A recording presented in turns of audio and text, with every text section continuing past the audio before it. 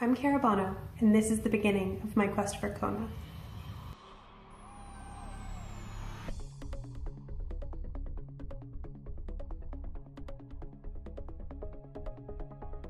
My quest for Kona unknowingly began about 10 years ago when a friend convinced me to run a local 10-mile race. At the time, I hadn't run more than 3 or 4 miles since high school, so it seemed like a pretty crazy idea, but I decided to give it a shot. The last 2 miles were really tough, but when I finished that race, I was so proud of myself for doing something I would have thought impossible only a few months earlier. And though I didn't realize it at the time, that moment and that feeling of accomplishment changed the course of my life from that point on. In the years since that first race, I've continued to set goals that would test my limits, from a half marathon to a marathon to qualifying for Boston to agreeing to sign up for a sprint triathlon even though I didn't own a bike or know how to swim.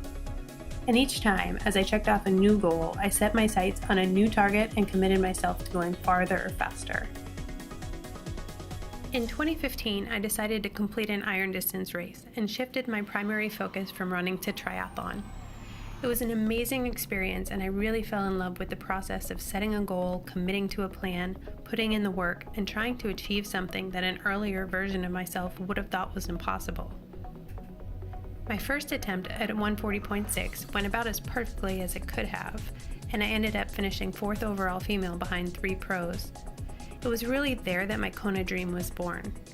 After taking the last 2 years to focus on getting faster, building endurance, and checking off some 70.3 goals, I've become even more motivated to test my limits and see just how far I can go. I don't want to settle for just good enough. I want to push myself to be the very best I can be, and I have no doubt that someday this road will lead me to Kona.